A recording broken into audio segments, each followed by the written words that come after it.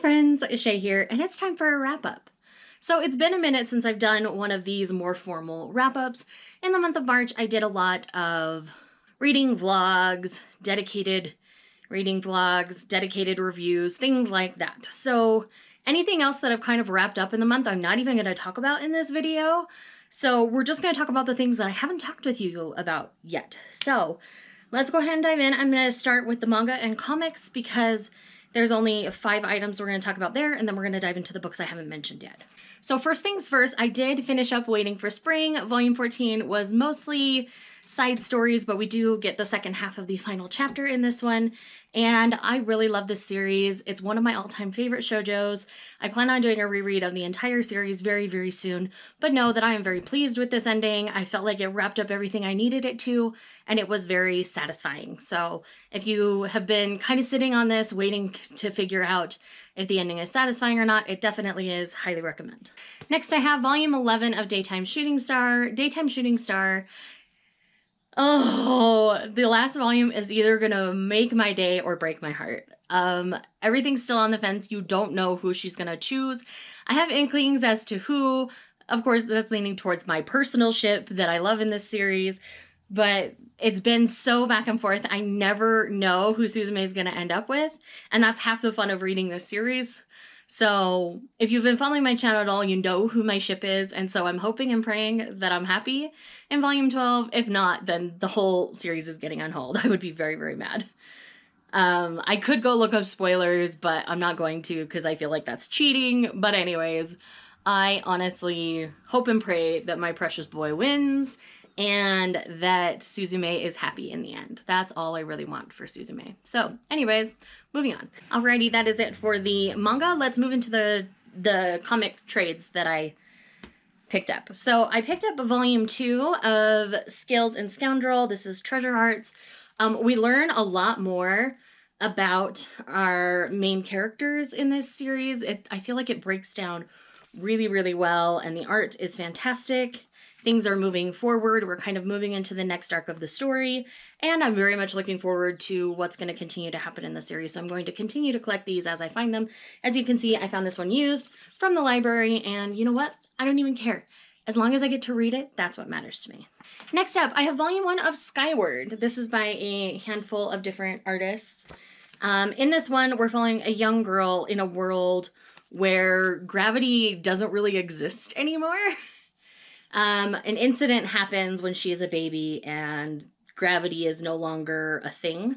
And so it's about adjusting to a world without gravity. And so it's really interesting the way that they've chosen to draw this and the approach that they're taking to the story. So I am really looking forward to continuing on. My local comic shop just hasn't had Volume 2 in stock, so I haven't been able to continue. But I do know that I want to continue with this one. Next up, we have Goldie Vance Volume 5. I love Goldie Vance. Each trade is basically it's like an episode, or it'd be like a season of a short series. Like, it's very episodic in the way they're bound up. It's fantastic. They do all connect, so I do recommend starting at the beginning of this one, and I cannot wait for more.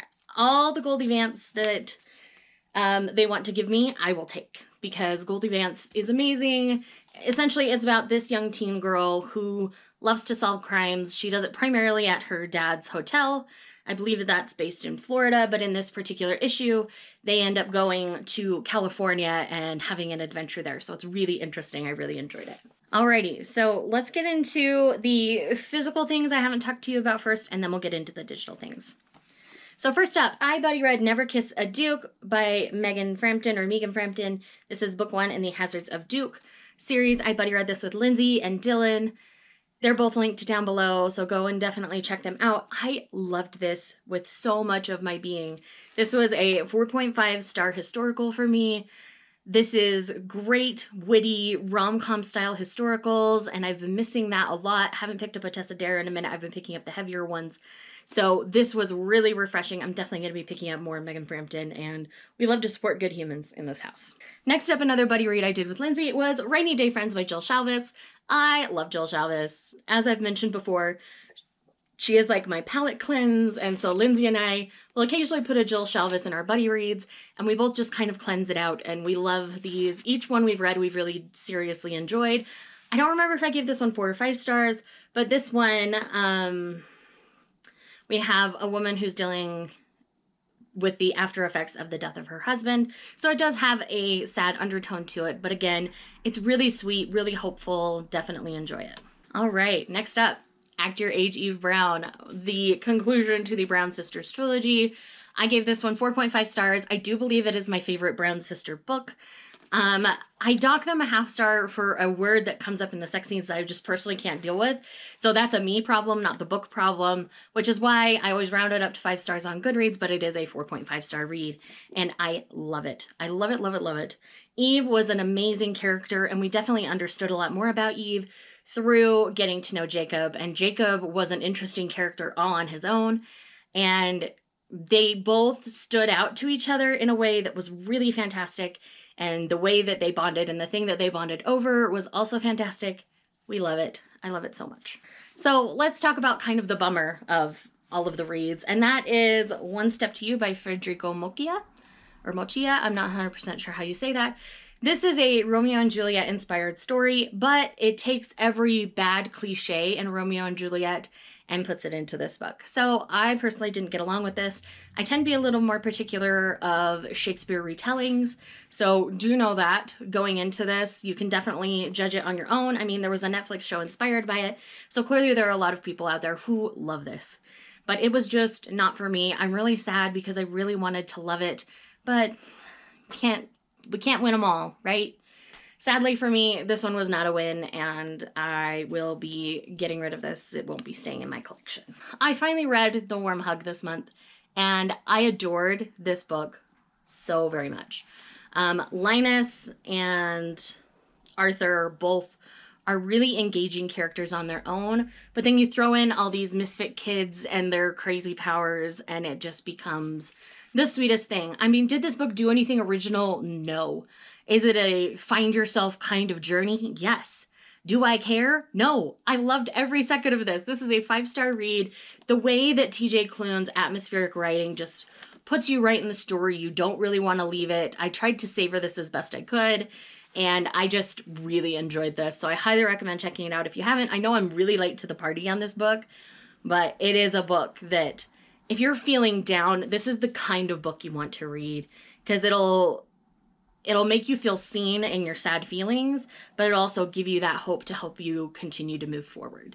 That's kind of the impression I get of this book. And when people say it's a warm hug, like, I get it.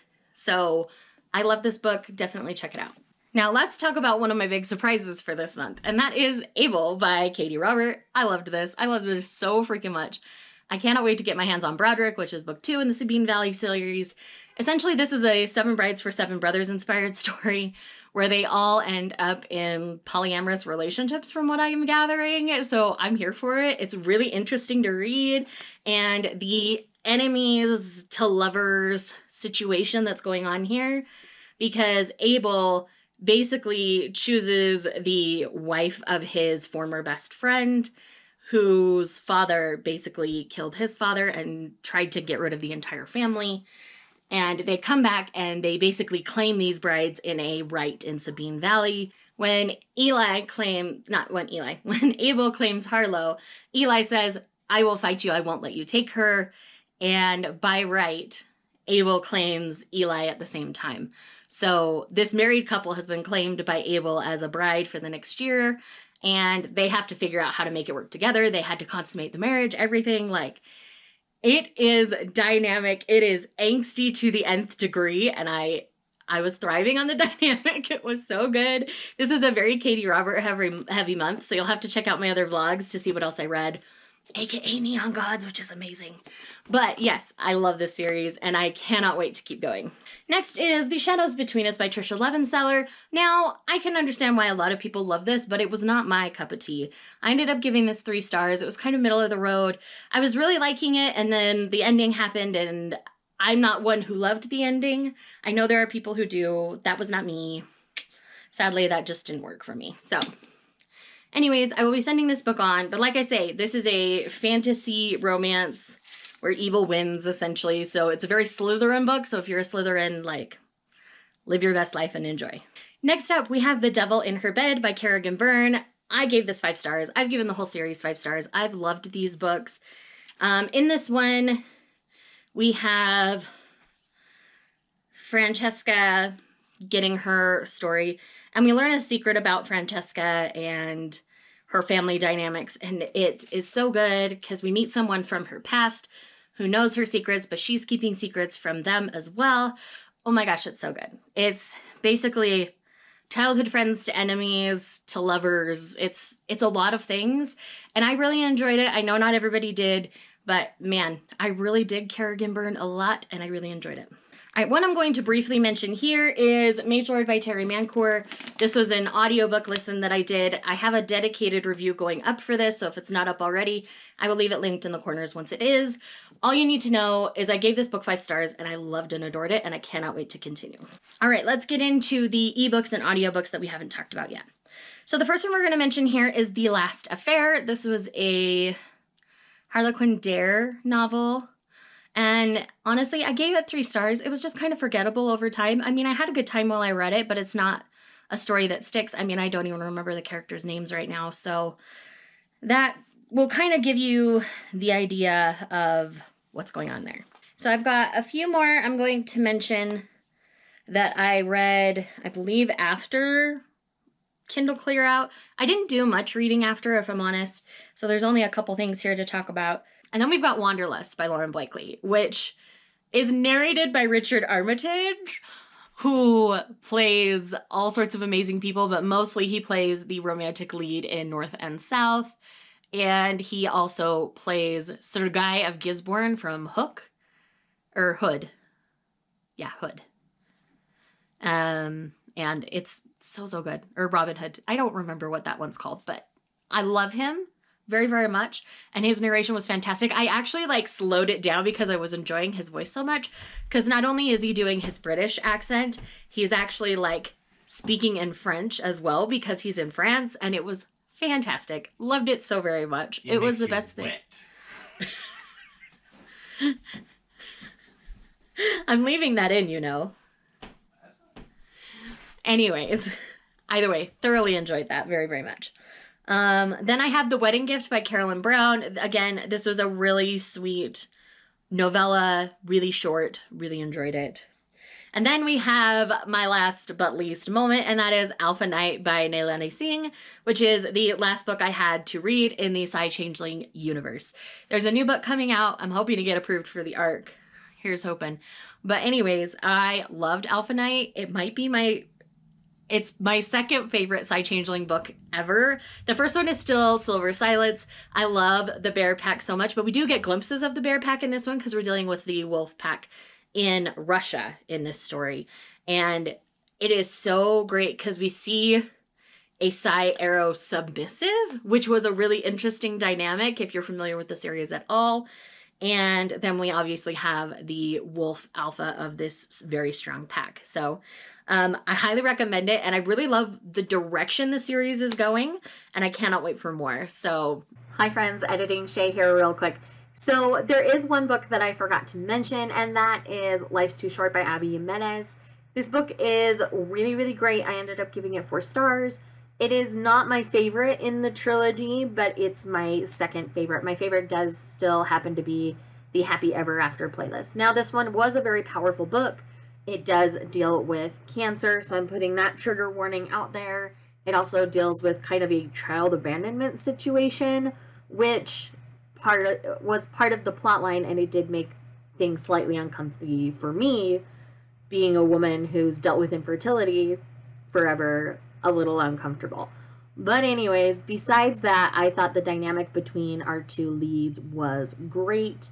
I really enjoyed how everything came together for them. And this book, though sad, did have a hopeful kind of undertone feel to it. So I am going to put that out there, but I wanted to mention this book because it was really good. And I do recommend picking it up if it sounds at all interesting to you.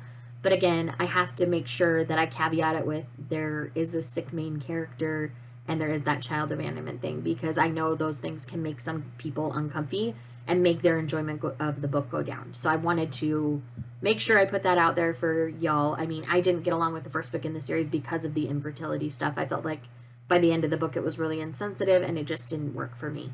But I know it worked for a lot of other people, and I wanted to make sure I mentioned that because it is a good book, and I would recommend picking it up if you've got the time. Anyways, that is everything that I've read. I think that I haven't talked to you about. If I missed something, I'm really sorry. But all I know is my reading this month, for the most part, was really, really good. I got really lucky, and I'm definitely looking forward to my April reads. So with that said, let me know in the comments down below what your favorite read from March was, and if you didn't end up loving anything in March, drop a baby chick emoji, because I'm filming this on Easter Sunday. So anyways, I'll see you guys next time. Bye.